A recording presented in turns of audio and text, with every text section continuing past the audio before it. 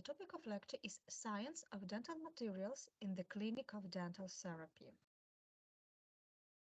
This lecture outlines properties, use, variety of restorative dental materials such as amalgam, resin composite, glasionomer cements, materials in endodontics as such antiseptics, irrigants, decalcifying agents, materials for root canal obturation.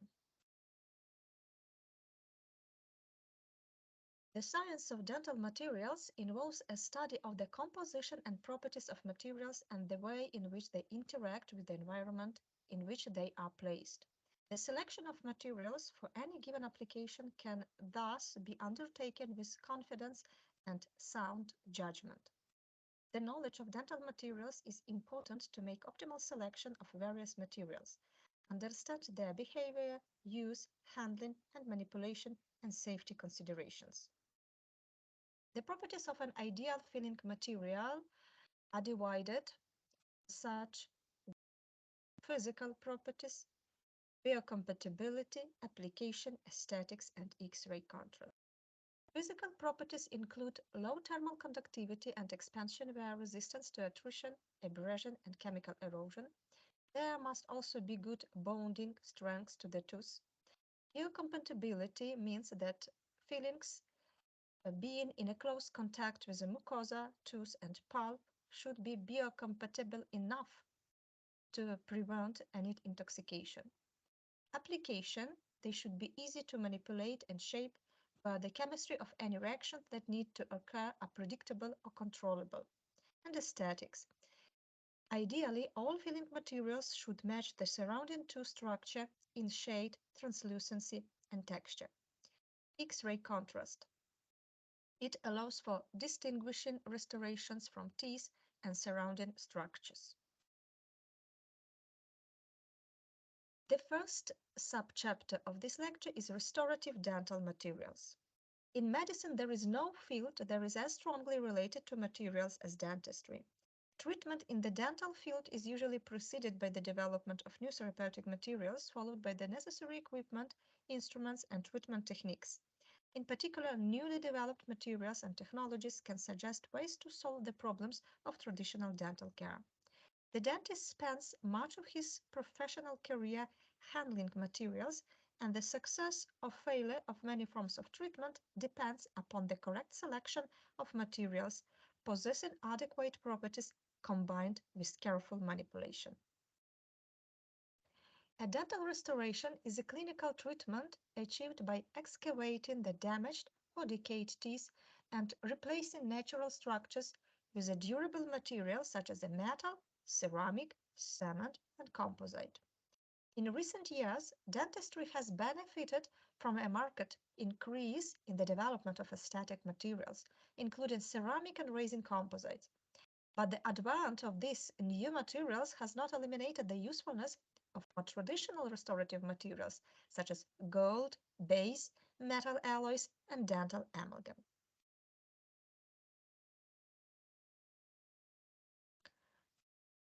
Classification of restorative materials could be subdivided as such: direct and indirect materials for restorations.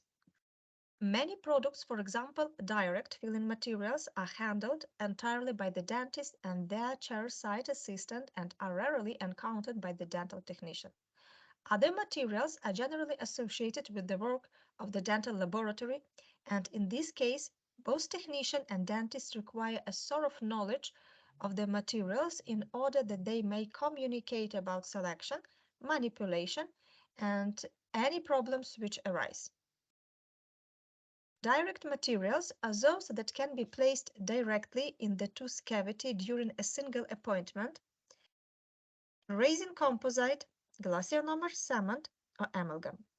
Indirect materials are used to fabricate restorations in the dental laboratory that then are placed in or on the teeth. Placement of indirect materials generally requires 2 or more visits to complete the restoration. Criteria of choice of restorative materials.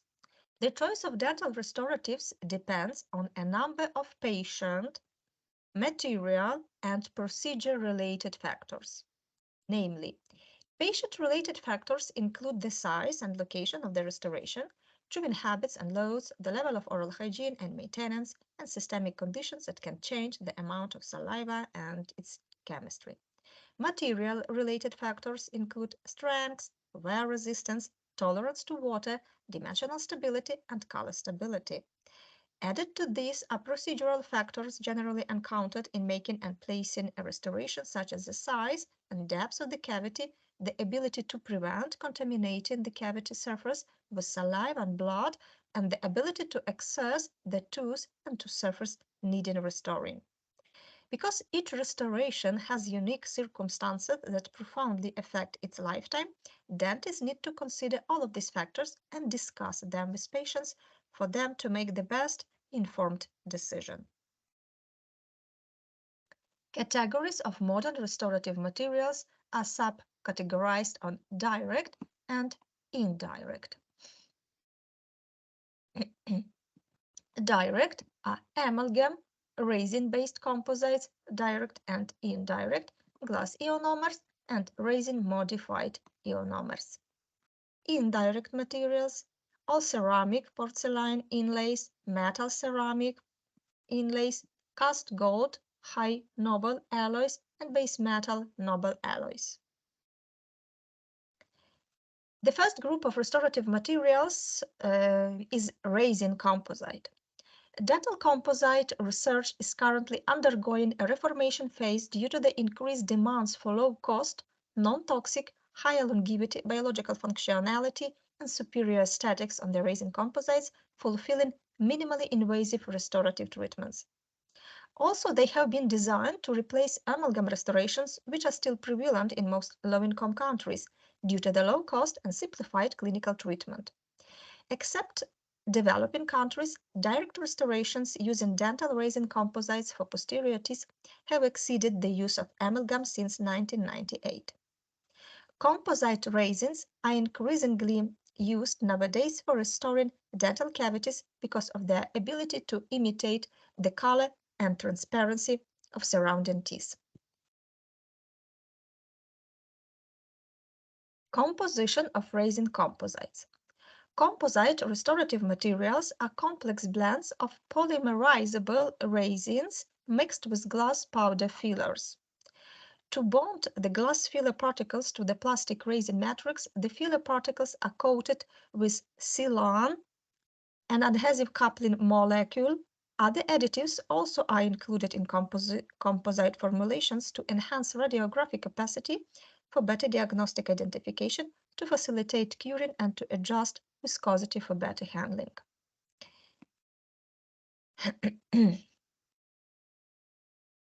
The type, concentration, particle size, and particle size distribution of the filler used in a composite material are major factors controlling properties.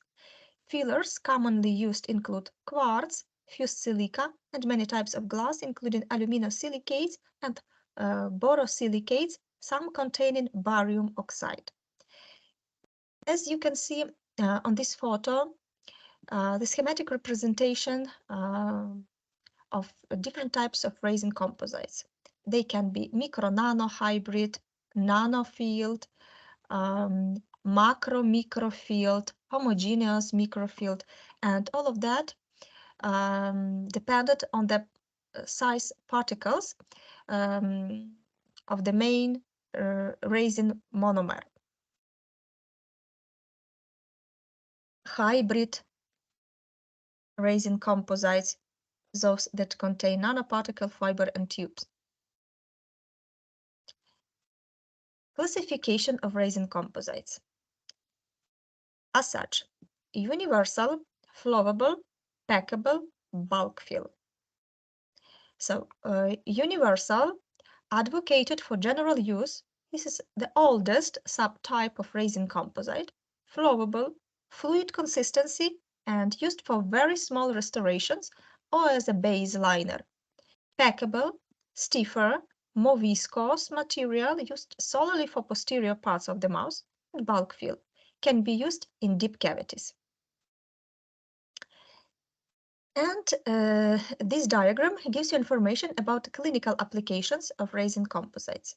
So according to clinical applications, resin composites can be packable, flowable, polyacid modified, self-adhesive, osmotic bulk fill. According to curing modes, resin composites are subcategorized on chemically activated, light activated, heat cured, dual cured. Resin composites are divided according to the filler particle size. So according to this criterion, they can be macrofilled, microfilled, hybrid, modern hybrid, and nanocomposites, the latest development in resin composites. And according to restorative procedure, resin composites are subdivided on direct and indirect. Indication for use of composite materials. So these aesthetic materials originally were designed and intended for anterior restorations only. As their popularity increased and the materials were further improved, their use expanded into nearly all classes and types of dental restorations. Today, composites are commonly used for anterior restorations and also used extensively for small to moderate-sized posterior fillings in teeth without severe chewing loads. While they generally are not as strong or durable as metals, resin-based composites have shown promise of improvement in durability and length of service in clinical studies of their performance in Class 1 and Class 2 restorations. As you can see on this photo, example of resin composite use in posterior group of teeth and in anterior group of teeth to restore the cutting edge and the angle of the tooth crown. Contraindications for use of resin composite material. An important factor in the placement of resin-based composites is adequate field control. Composite restorations cannot be placed successfully in a cavity that is contaminated by blood or saliva. Cavity contamination results in failure to achieve adhesion between the filling and the tooth and subsequent leakage at this interface. Resin composites are not suitable in the following clinical situations: deep subgingival preparations, lack of peripheral enamel, poor moisture control, and load-bearing cusps. So on this photo you can see clinical case when resin composite can be used. Yes, and at that photo, the cases when resin composites are not intended, these cavities are very close to the gum line, and here it is hard to provide good moisture control in this area. So indication and contraindication case. Technique of restoration with resin composite. The incremental layering technique is accepted as a gold standard for the placement of resin-based composite restorations. When restoring cavities, conventional light-cured composites should be placed in increments of a thickness generally not exceeding 2 mm. Consequently, when restoring deep cavities, this procedure is time-consuming. However, the latest development in composite technology are materials intended for posterior bulk filling placement, so-called bulk fill resin composites. This material can be applied in increments up to 4 mm thickness. And these photos gives you idea of resin composite that is available in special syringes, tubes. Application of resin composite into the caries cavity and polymerization with a light curing lamp. Here is shown schematic representation of how to do this layering technique using layering of not more than 2 mm, and schematic representation of application of bulk fill resin composite materials with a layer thickness more than 4 mm. Finishing and polishing of resin composites. Once material is placed, there will usually be a requirement for finishing and polishing in some form. either as a consequence of marginal excess or to define and refine the position and pattern of tooth-to-tooth contact. Composites can be finished immediately after placement using rotary cutting tools, burrs, discs, and strips. These photos depicted in a clear manner of how to provide polishing, finishing of resin composite fillings using different instrument, burrs, polishing discs, and rubber polishing cups. Advantages and disadvantages of resin composite material. First of all, aesthetic concern. So color and translucency of dental composites are modified to mimic the color and translucency of teeth, making them the most aesthetic direct filling material available. It is easy to manipulate. It is biocompatible and it is X-ray contrast. And it is strong enough, but not for core build-ups. So this is advantages, and still resin composite possess disadvantages. They are shrinkage of the composite on curing can induce stress on the restoration tooth bond, resulting in strain or bending of the tooth and, in rare instances, fracture. Post-operative tooth sensitivity after the use of composite materials is not uncommon, but it is usually transient and related to leakage next to the margins of the filling, or occasionally to mechanical stress placed on the tooth as the filling material cures. Highly effective bonding resins are used to provide adhesion of composite fillings to the tooth. Failure of the tooth composite bond also can be a source of early postoperative sensitivity. Recent improvements in composites and the adhesives used to place composites have minimized the occurrence of these adverse events. Microleakage can lead to secondary caries progression. Low strength in comparison to metal fillings, low fracture toughness, and not wear resistant enough in comparison to natural enamel. Examples of resin composites on the dental market. This picture gives you information of the most famous and widely used restorative materials, resin composites. Here you can see material, universal composite material, Filtech Supreme, company 3M SP. Yes, it is available in colors, numerous colors, color shades. Next, we have Charisma Flow. It is ideal flowable supplement to micro-hybrid composite Charisma Classic, company Heraes Kulzer. Material Gradia Direct X, company JC America, available in syringes and in capsules, unidoses. Universal supranano field resin composite, ideal for aesthetic restorations. Estelite Quick, company Tokayama Dental, available in different shades, in syringes and in unidoses. And the next, what should we talk about? It is adhesive systems. As composite resin restorations of all kinds lack the ability to bond naturally to the tooth, so to provide adequate adhesion for clinical service, bonding agents are used. And these come in a wide variety of formulations and types and have been subject to considerable development over the years. This has led to the existence of two broad approaches to dentine bonding, now known as etch and rinse, that is total etch and self-etching techniques.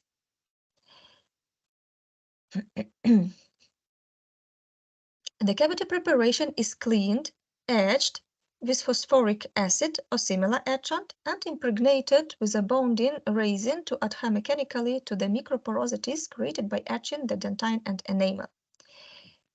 And here you have the stages of acid etching. Etching time.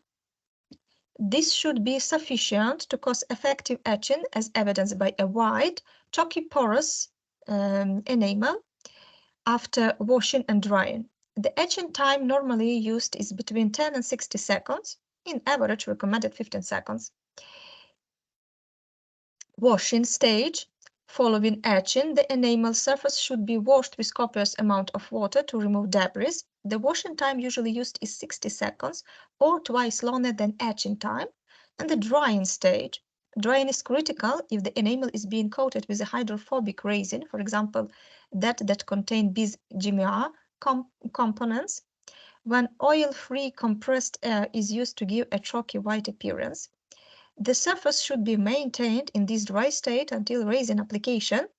If hydrophilic bond is used for dentine, for example, TECDMA, bonding to enamel can also be achieved when the etched enamel is wet.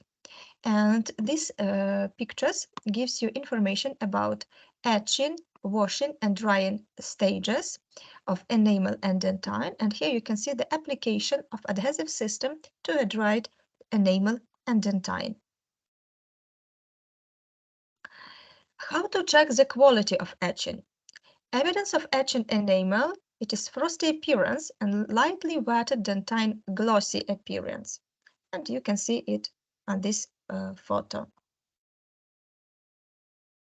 Stages representing acid etching, bonding, and placement of light curing composite restorative material. First of all, application of etching gel for 15 seconds, then washing stage with a copious amount of water, then drying of the etched and washed surface. After application of adhesive system to the microbrush and distribution of it to the tooth surface. After distribution with air for a few seconds, or to give the time for adhesive system to incorporate into tooth tissues and vaporize of remnants of some agent that is present in this material.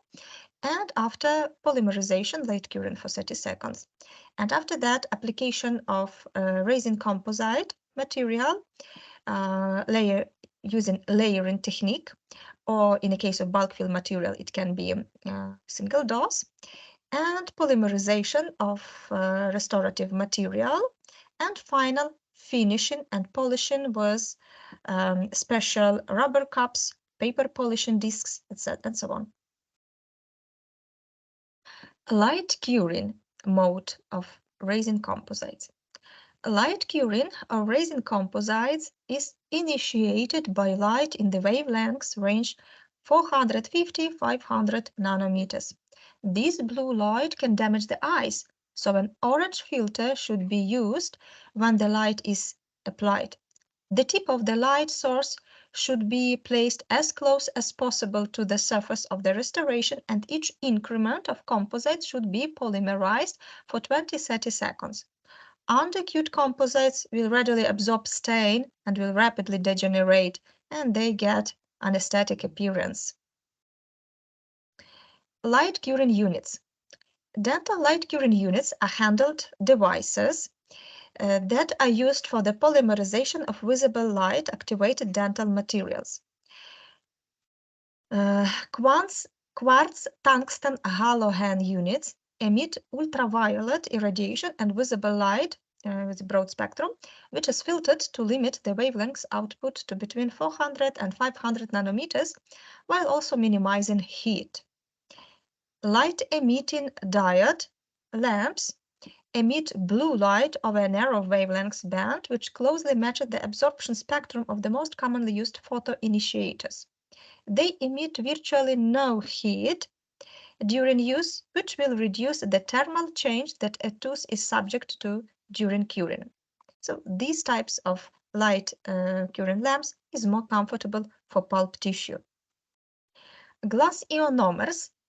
It is the next group of materials that is used for restoration of caries cavities. Glass ionomers are tooth-colored filling materials that can be used to restore cavities with low bearing requirements. The conventional glass ionomer cements combine the technologies and chemistries from silicate and zinc polycarboxylate cements in order to incorporate the desirable characteristics of both. Glass ionomer cements were first introduced in the 1970s. In dentistry, they have many applications, including restorations, lining, and bases, endodontic sealers, and fissure sealants. Endodontic sealers nowadays more of historic interest. Glass ionomers have two significant advantages. They adhere chemically to enamel and dentine, and they release fluoride. Composition and formulations of glass ionomer cements. Glass ionomer cements consist of water solution of polycarboxylic acid. Normally it is 47.5 water solution of copolymers of acrylic acid with itaconic or maleic acid being added. Fluoroaluminosilicate glass, tartaric acid, pigments, and radio opacifiers. And here you see on this photo the set of conventional, the set of glass ionomer cement. It is powder in one bottle, and in another bottle it is liquid for mixing. Glass ionomer cements are supplied in a powder liquid formulations of hydrous type. This is called hydrous type. They are composed of an acid-soluble glass powder and liquid polyacrylic acid. The polyacrylic acid also has been freeze-dried and incorporated into the glass powder, anhydrous type, requiring only the addition of water to react and set. On mixing, the acid reacts with the surface of the glass powder, forming a hard matrix that surrounds the unreacted portion of the glass powder. The resulting structure is much like a dental composite in that it has acceptable aesthetics, except for the tendency of ionomers to appear opaque when compared with the natural tooth enamel.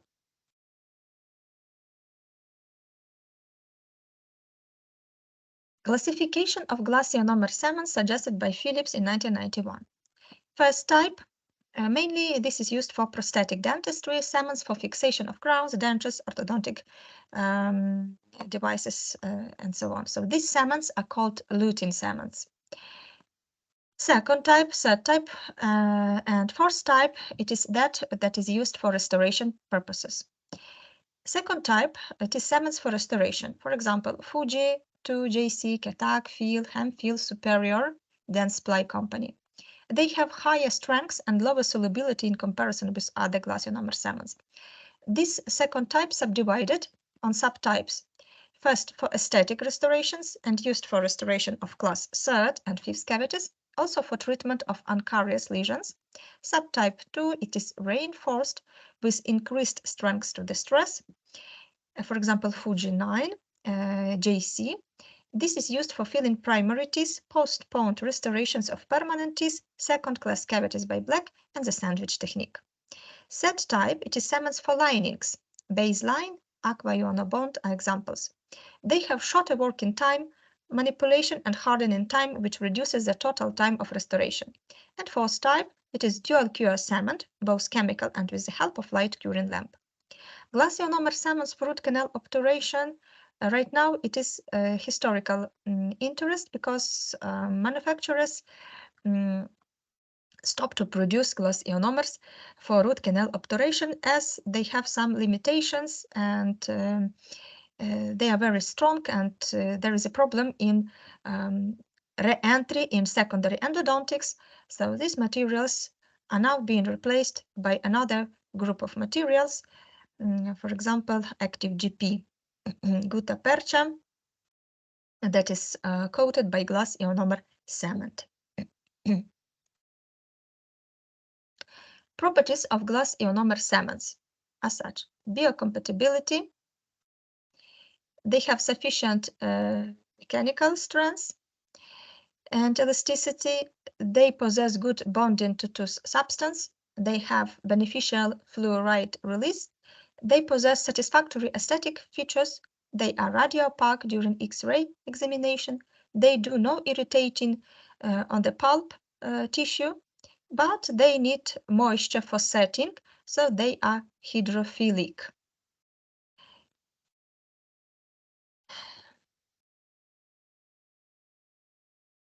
In detail about properties of glass ionomer cements. So bonding to tooth surface. Glass ionomer cements can bond to the calcium of hydroxyapatite of dentine and enamel. Thus, if a restoration is lost, there is usually a thin layer of glass ionomer cement left on the dentine, and the pulp-dentine complex will remain protected. Such is possible due to ion exchange mechanism of retention. Polyalkanoic acid chains actually penetrate the surface and displace phosphate ions, releasing them into the cement. Each phosphate ion takes with it a calcium ion to maintain electrolytic balance, thus leading to an iron-enriched layer. And here you can see the scanning electronic microscopy of how glasionomer enters into structure of the dentine, creating special tags. And in this way, it represents this ion exchange mechanism of retention. Fluoride release, it is another beneficial property of glasionomer cement that should be discussed. So fluoride release process is sustained and occurs over a long period of time. It is important to realize that this fluoride ion release is a result of the setting reaction and the ion exchange process in the cement. Important that in a case if there is a lack of fluoride in glasionomer cement, it can recharge from, for example, oral liquids and from toothpaste that the patient use. So we can say that glasionomer cements are rechargeable from the point of fluoride incorporation into them. Advantages and disadvantages of glasionomer cements. So advantages are such. Glasionomer cement can be placed in cavities without any need for bonding agents, do not need any special cavity preparation except of caries removal. They are not subject to shrinkage and microleakage. Glass ionomers contain and release fluoride. Glasionomer cements can be recharged by the use of fluoride-containing toothpaste. They are not afraid of moisture contamination. Bacteria cannot adhere and grow on glasionomer cement surface because they possess fluoride. Yes, coefficient of thermal expansion and compressive strength similar to dentine. And disadvantages can be grouped in this way. Lack of adequate strength and toughness, sensitivity to the presence of moisture during hardening, over-drying of the cement surface in the setting stage leads to worsening of its properties and may cause postoperative sensitivity. Long setting time of the material, 24 hours. Risk of irritating action on the pulp in deep cavities due to desiccation. The fillings do not wear as well as composite resin fillings. Glasionomers are about as expensive as composite resin, but still they are generally considered good material to use for root caries and as a sealants.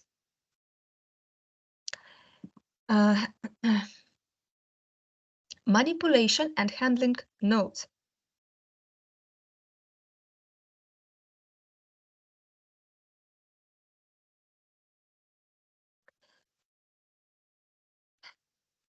The first step, it is conditioning stage.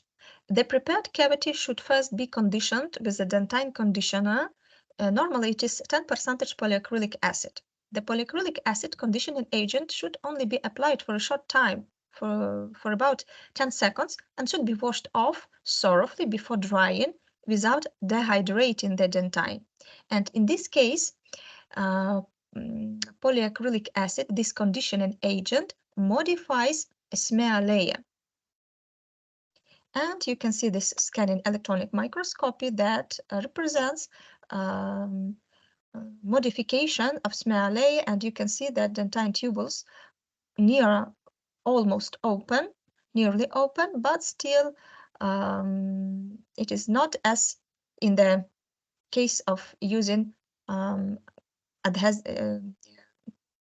etching gel for raising composite materials. Manipulation of glasionomer cement. Mixing stage. Manufacturers of these cements recommend that the powder and liquid are dispensed in defined ratios and then mixed rapidly with a spatula within 30-45 seconds. The general rule is to first incorporate half the amount of the powder into the liquid and then mix in the other half. Placement in caries cavity in 1 or 2 portions. Coating with varnish. After initial set and removal of excess cement, it is often advisable to coat the cement margins with a sealing agent supplied by the manufacturer varnish. And here you have this technique of manipulation in pictures. to mix cement on a glass plate with a metal spatula, and with flat plastic instrument, incorporate, place into the caries cavity, condense and shape with the ball-ended flat plastic material. And outer surface of the freshly placed glass ionomer cement, especially if it is conventional one that is not so strong, can be covered by special agent called varnish to protect its disintegration during the first 24-48 hours of use. Manipulation and polishing. So, due to this subdivision of glass ionomer cements on restorative aesthetic and restorative reinforced, we have these polishing tips. So, how to cure conventional glass ionomer cements? Due to slow setting chemistry, do not attempt to counter or polish the cement for at least of 24 hours. So, the patient should be invited for a second visit to polish and finish glass ionomer fillings of this conventional glass ionomer cements. In the case of reinforced glass ionomer cements, due to the rapid setting chemistry, due to their properties that they manufacturers claim that these cements reinforced can set polymerize quickly. So in 6 minutes, manufacturers recommend to do polishing of these fillings, yes, immediately on the same visit. And for these purposes can be used rubber cusps, rubber discs, polishing discs, polishing points to finish and counter glass ionomer restorations. Indication of use of glass ionomer cements. In a case of poor moisture control in posterior distal cavities, they need moisture to polymerize. For rapid stabilization of a dentition, children where there are multiple cavities in a patient with a high caries risks due to fluoride release, a traumatic restorative technique is to manipulate, do not need any special cavity modification except for caries removal, first and third class by black, root caries, fifth class by black. So for these purposes, conventional traditional glass ionomer cements can be used, and for second class cavities restoration can be used reinforced glass ionomer cements. And as well, glass ionomer cements can be used in a sandwich technique. So in that case, they will replace dentine. Examples of glass ionomer cements. The most famous, widely used, it is company JC and glass ionomer cement Fuji 9. It is hydrous type, available in formulation powder liquid. As well, in the set you can find paper sets, paper pads for mixing and measuring spoon to appropriately measure the amount of powder for mixing. So this glass ionomer cement restorative materials supplied in the form of powder and liquid. Proportioning of the powder is achieved by using a scoop, and the liquid is proportioned according to the number of drops. Usually it is equal, 1 spoon, 1 drop. Powder and liquid are mixed on a mixing pad. Such material as Keramfil PSP manufacturer, it has fast setting time, enhanced particle size for more improved lifelike aesthetics. As you can see, it is available in shades. In the set, we can see different shades of powder, liquid for mixing, conditioner, prior placement of the filling conditioner is applied, and to coat the filling after placement, varnish is in the set. And here you see color coding, color scale to choose appropriate, to select appropriate shade according to the patient's tooth.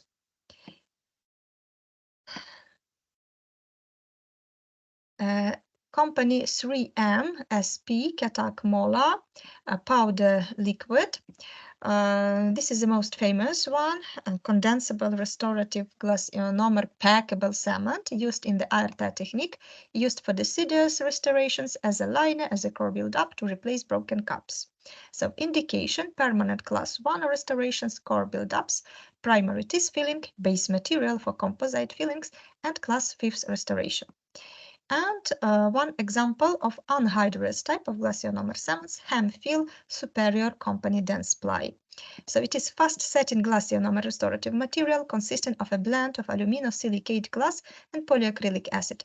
The powder is mixed with distilled water, and this is uh, different from hydrous type. Hydrous type, they have their special liquid, and anhydrous type, they use distillated water for mixing.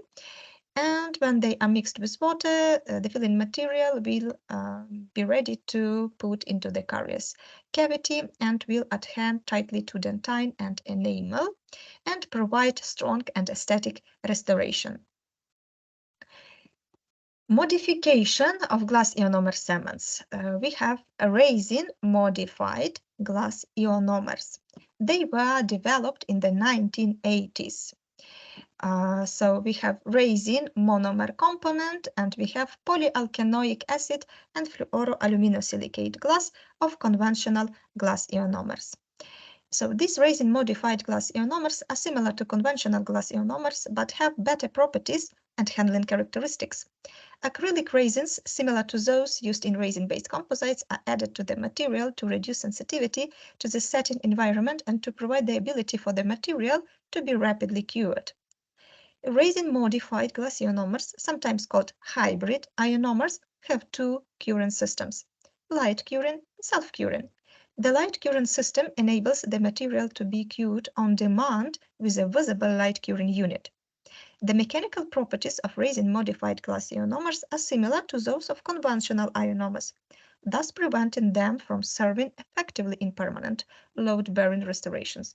They are tooth-colored and have a slightly better enamel mimicking translucency than that of traditional glass ionomer cements. Such example of resin-modified glass ionomer cement, Hermegis, it is 3M SP Vitremer. This material, this company, 3M SP, they patented triple curing technology for this material, so light curing, chemical curing, and additive glass ionomer setting reaction. This material is highly aesthetic due to 6 standard and 2 special shades. It have low abrasion, high rate of fluoride release, and this is indicated for core build-ups, for filling undercuts, for class 1 and class 2 restoration in primary teeth, and class 3 and class 4 restorations in a cavity lining. Polyacid modified resin composites. They were introduced in dentistry in the early 1990s. It is acronym, Compomer, it is acronym. So we have the first letters come from composite, and it means durability and aesthetics. This material take from composite, and mer, yes, so it is ionomer. It means that fluoride releasing capability, this material take from glass ionomer cement. So it is composition of composite and glass ionomer cement. Compomer, polyacid modified resin composite, it is older name, right now widely used as a compomer. So their properties are more like those of composites than glass ionomers. They have limited fluoride release, but are stronger and have a better appearance than glass ionomers. Their wear resistance is less than that of composite restoratives. They do not adhere directly to two substances. They require an adhesive agent to create a micromechanical bond to tooth structure. They may be utilized to restore cervical and anterior proximal cavities, non-carious lesions, and for primary teeth. Compomers and resin composites share the same advantages. Additional advantages include fluoride release and ease of handling. The only situation where the use of a more hydrophilic resin system, for example, compomer, might be beneficial is the restoration of non-carious and carious cervical lesions where moisture control can be compromised and can be complicated due to the closer to the gum line. So in that cases of gum cervical lesions can be used compomer material. Amalgam. It is the next restorative material that is available on the dental market. Amalgam has been used successfully as a restorative material since the middle of the 19th century. Despite its long history of success, the safety of this material has been questioned periodically owing to the presence of mercury in its composition. Nevertheless, virtually every major health organization responsible for protecting public health in the United States have declared dental amalgam as safe and effective. Nowadays, dental amalgam continues to be used, despite concerns about health and environment, because it has high clinical success, known performance, a relatively low cost, and is easy to manipulate. But as far as I know, as far as I have read some scientific article, there were stated that amalgam restorations should be banned in European countries till 2025. So in this area of Europe, amalgam gradually decrease its use. Composition of amalgam. So modern amalgam restoration is an alloy composed of mercury, silver, tin, and copper, along with other metallic elements added to improve physical and mechanical properties. A unique aspect of the amalgam restoration is that it starts out as a paste-like mixture of metals and within a few minutes after placement hardens in the mouth by a series of chemical reactions to form a stable metallic alloy. The mercury is transformed from the metallic liquid state into a solid and stable intermetallic compound.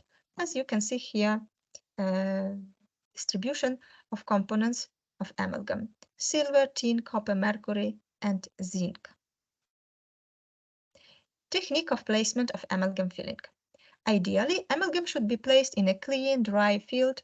Often cavity location or patient management considerations make this impossible, and amalgam is the only direct material currently available that can be used to provide a serviceable restoration under this condition. The inability to keep a clean, dry cavity preparation occurs most frequently in very young patients, in deep cavities under the gingival margin or very far back in the mouth. In these very challenging situations, amalgam can provide a satisfactory and very serviceable restorations. Technique of applying amalgam restoration. The mixing or trituration stage of amalgam may be carried out by hand using a mortar and pestle or in an electrically powered machine which vibrates a capsule containing the mercury and alloy, so-called triturators, amalgam triturators. Following trituration, the material is packed or condensed into the prepared cavity by ultrasonic vibration and mechanical condensing tools. The objectives of carving and amalgam restoration are to remove the mercury-rich layer on the amalgam surface and to rebuild the anatomy of the tooth, re-establish contact with the opposing dentition. Polishing is carried out in order to achieve a lustrous surface having a more acceptable appearance and better corrosion resistance. The fillings should not be polished until the material has achieved a certain level of mechanical strength. Otherwise, there is a danger of fracture, particularly at the margins. Indications and contraindications to amalgam fillings.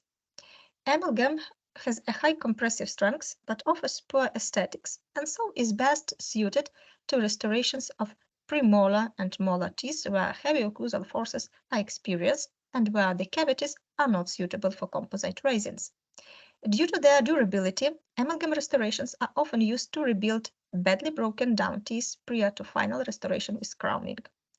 Medium depth cavities of first, second class by black Since it is metallic in composition, amalgam is unable to mimic the color or translucency of natural teeth, and its silver-gray color limits its use on anterior teeth. Advantages. Advantages of amalgam restorations over the direct placement materials include resistance to wear, tolerance to a wide range of clinical placement conditions, especially wet fields, and excellent load-bearing properties. Amalgam's resistance to wear is superior to that of resin-based composites, especially for areas in direct and heavy contact with opposing teeth. This is due largely to amalgam's ability to adapt through deformation under load. Safety of amalgam use. Very small quantities of elemental mercury were poor, less than 1/2 of the estimated natural daily exposure, can be released from amalgam restorations during chewing. The possibility of localized allergic reactions to amalgam is recognized.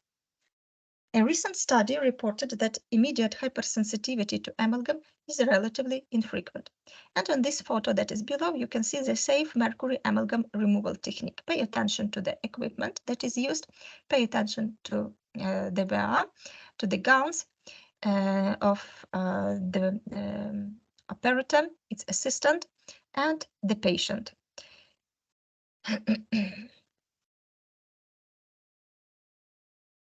Liners and bases.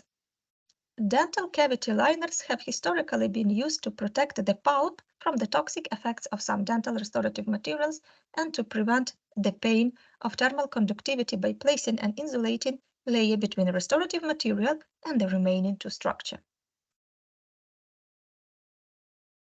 Available materials for bases. So we have liners and base cements. Liners for therapeutic linings, they are calcium hydroxide, in particular chemical and light activated calcium hydroxide materials, and zinc oxide eugenol. Base cements for base linings can be zinc phosphate, glass ionomer, flowable resin, polycarboxylate cements, zinc oxide eugenol cements. Indications for calcium hydroxide material lining. Indirect pulp capping technique, direct pulp capping technique. Deep caries lesions close to the pulp. For indirect pulp capping, similar near exposures may be seen in cases of traumatic tooth fracture. And during excessive preparation, the pulp is often visible through the remaining dentine as a pinkish or reddish spot or area. So for that cases, it's applied indirect pulp capping technique. Direct pulp capping technique is applied in deep caries lesions, accidental exposure during probing, traumatic fractures of the tooth, and iatrogenic exposure during cavity preparation. Pulp exposure in one point in the case of deep caries cavity preparation. Materials for therapeutic linings. Examples. Dical company Dentsply calcium hydroxide material, and Material Life company Care calcium hydroxide material. Both of these materials are indicated to use as direct and indirect pulp capping material and as a cements base for all restorative filling materials.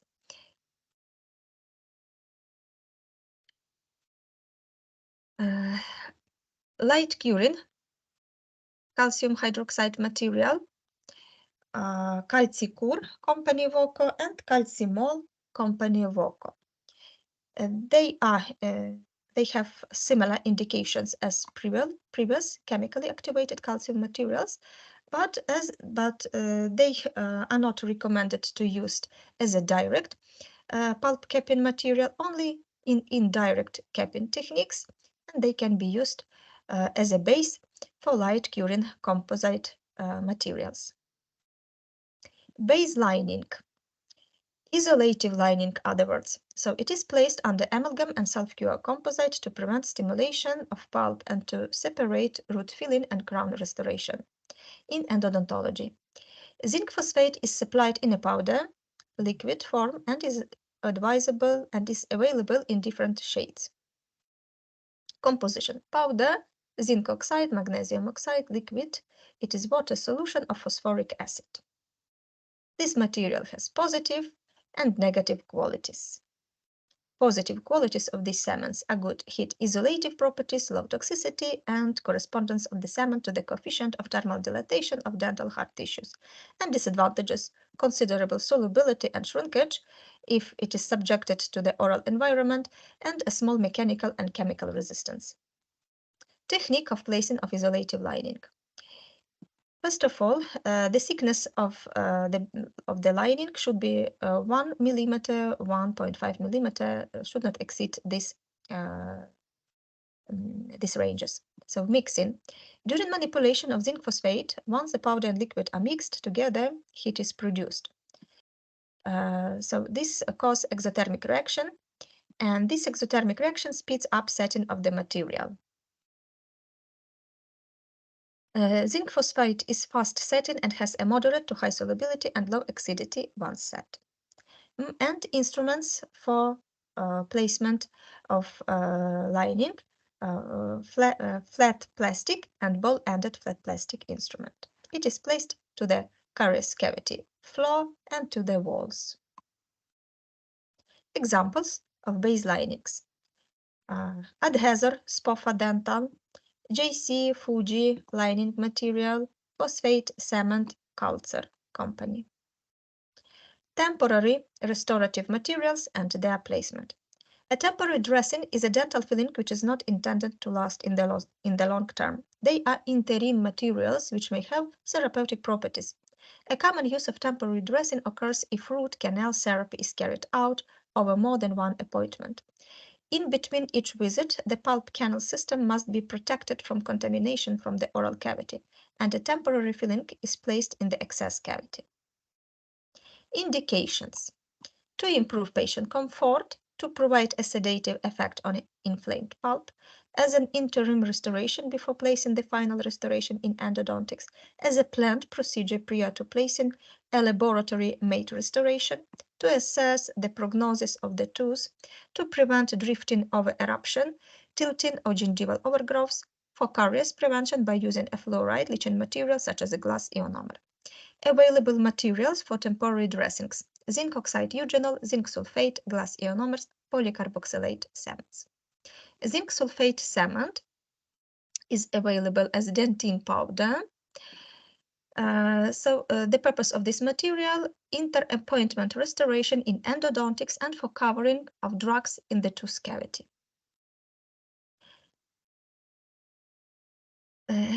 Okay, we have finished with materials that are used for restorative purposes, for restoration of caries cavities, and we continue with materials that are used in endodontics. It means they are used in root canal treatment and obturation. So what is endodontology? It is the branch of dental science concerned with the form, function, health, trauma, and disease of the dental pulp. Endodontics is a practice of endodontology. Root canal therapy, it is a process of cleaning, shaping, and filling of the root canals in the tooth. The term root filling is often used synonymously with root canal therapy, but this only refers to the material that is used to fill the root canal system. The first group of materials that is used in endodontology is antiseptics. During the procedure of root canal treatment, irrigants are routinely used. In cases of chronic infections, intracanal antiseptics are applied to achieve optimal disinfection. Intracanal medicaments are basically antiseptic agents applied to canal walls to prevent bacterial recolonization, for the disinfection of root canal, suppression of post-operative pain by reducing inflammation, and for the facilitation of periapical healing. There are several types of antiseptics ready for dental use: sodium hypochlorite 3% till 5%, chlorhexidine-gluconate 0.12%, or 0.2% in gel, hydrogen peroxide 3%, citric acid 40%, etta gel 24%, povidone iodine 10%, phenols, and essential oils. Knowledge of the various intracanal antiseptics is important to choose the antiseptic for the case as required. Some common intracanal medicaments and antiseptics.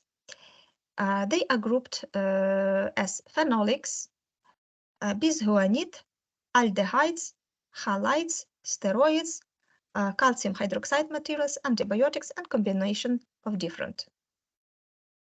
The purpose of endodontic irrigants is to flush the debris from preparation of the root canal out the prepared area to help to both disturb debris in the canal and finally to disinfect the canal.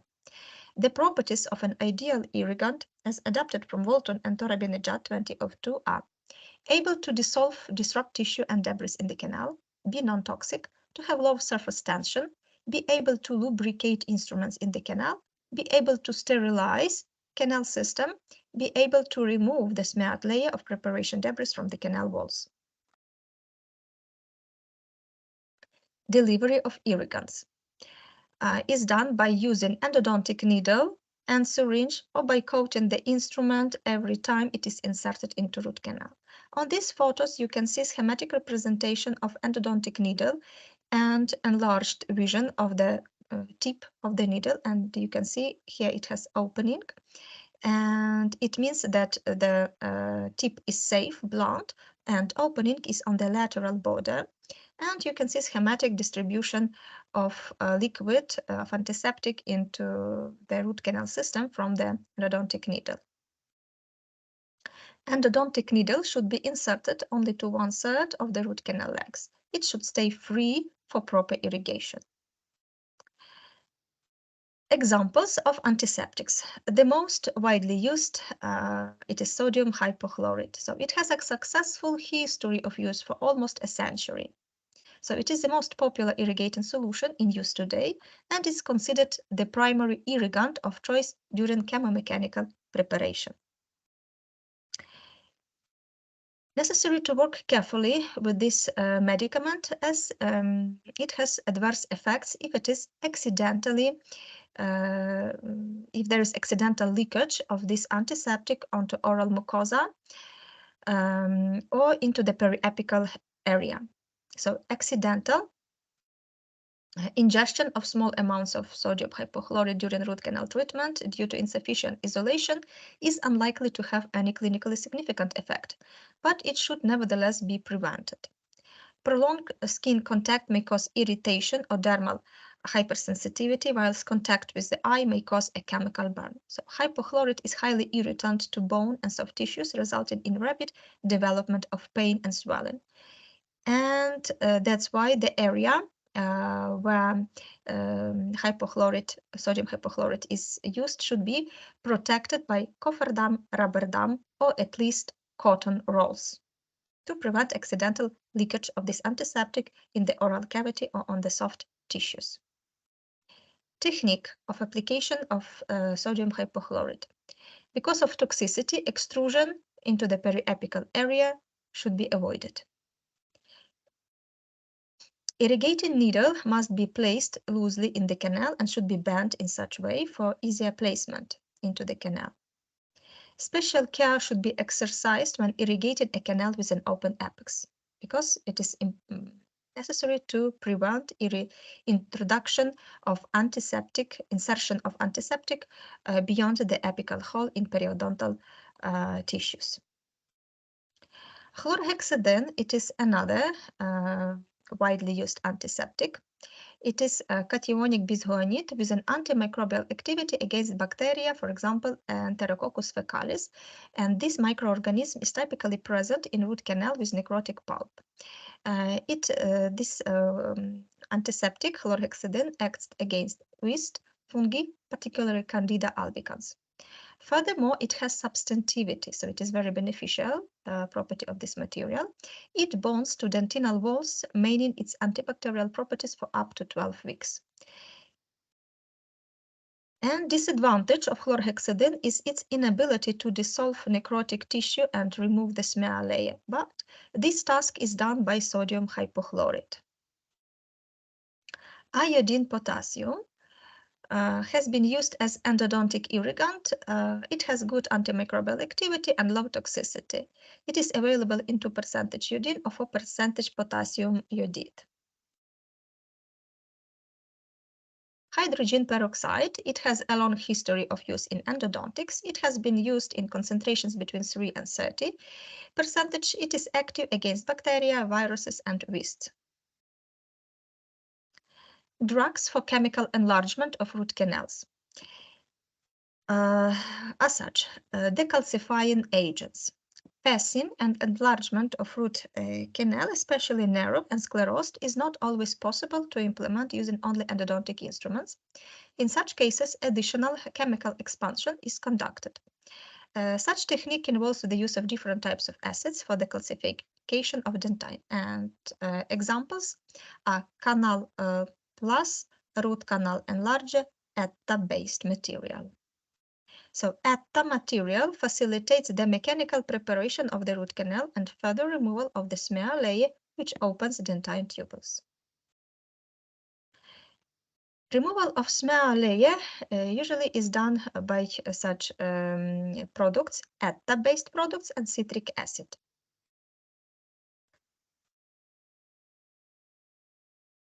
The technique of application of ETA-based materials.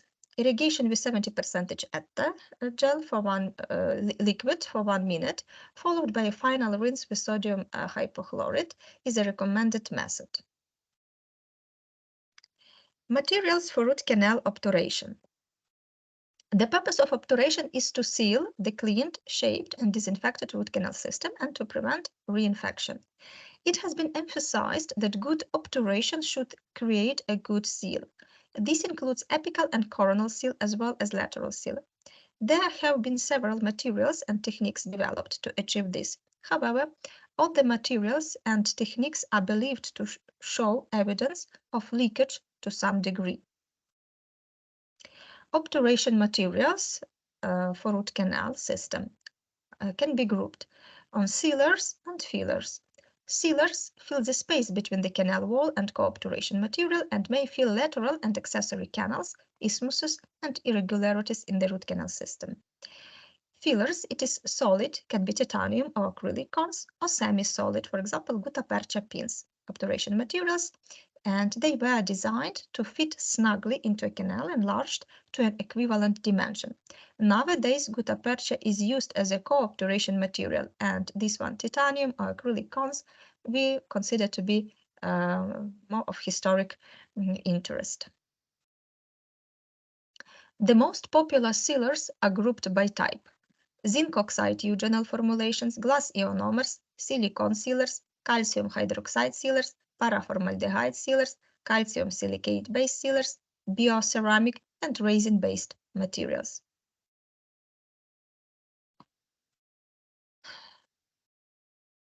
None of the sealers currently available has all these ideal properties, but some have more than others. And Grossman in 1978 outlined the criteria for an ideal sealer. They are as follows: tissue tolerance, no shrinkage with setting, slow setting time, adhesiveness, radiopacity, absence of staining, solubility in solvent, insolubility to oral and tissue fluids, bacteriostatic properties, ability to create a tight seal.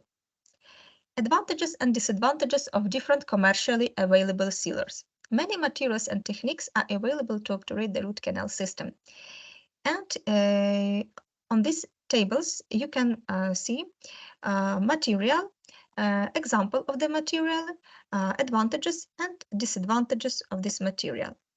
For example, zinc oxide and eugenol based materials, examples, as you can see, tubeless seal, for example, tag.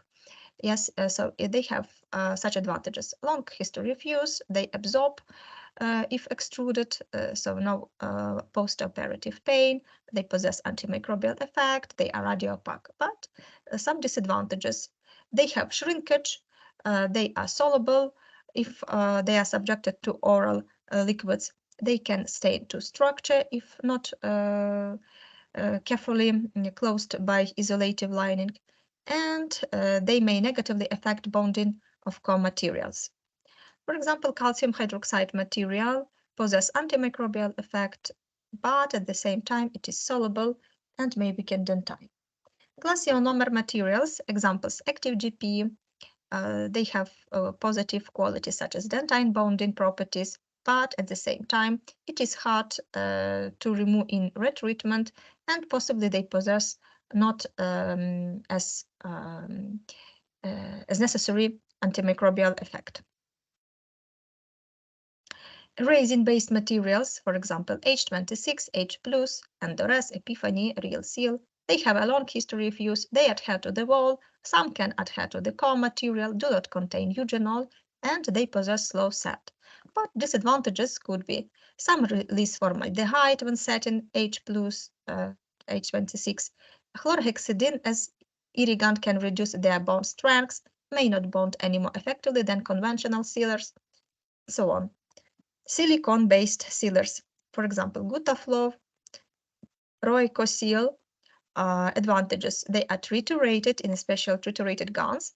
They have long working time. They fill canals irregularities with consistency, and they are biocompatible. But at the same time, they possess disadvantages such as expand slightly on setting time is inconsistent, setting time gets delayed by sodium hypochlorite. And bioceramics, example of material, Smart Seal, Smart Paste, Bio. Positive qualities, hydrophilic, does not shrink, they are biocompatible and have good antimicrobial properties. But their disadvantages can be minimal support in clinical data, questions raised over ease of removal for retreatment. And filler, gutta-percha, it is the most common core material used for obturation. Gutta-percha cones are available in standardized and non-standardized conventional sizes. As you can see, here we have assorted gutta-percha points in different sizes. Company Diadent. And advantages of gutta-percha are such: compactable, inert, can be softened, dimensional stability, tissue tolerant, radiopaque, easy removed, antibacterial. Disadvantages: lack rigidity, lack adhesive quality, does not bond to sealers by itself, easily displaced by pressure, lack of length control. Advantages and disadvantages of different core materials. The first, gutta-percha, and advantages: it is plastical, radio opacity, minimal toxicity, but at the same time it has disadvantage: shrinkage on cooling when heated, lack of adhesion to dentine. Coated cones has similar advantages as gutta-percha, but they have disadvantages. Adhesion is not complete and leakage has been demonstrated. Resilon points, that is used together with real seal material, has similar advantages to gutta-percha, and very positive that they create a monoblock. And disadvantage, formation of monoblock is controversial. Yes, because in the retreatment it causes some difficulties. And variety of sealers and obturation systems in one slide, just to give you idea of the main favorite examples of sealers and fillers in endodontics. ProRoot material, MTA material, Dentsply, Tubli-Seal material company Car, into paste is available, H+ material Dentsply, Active GP for obturation of root canals, Real Seal and its Resilon points, Seal Apex with calcium hydroxide material, and Gutaflow, BioSeal from Coltan Roco, a reliable cold filling system for root canals,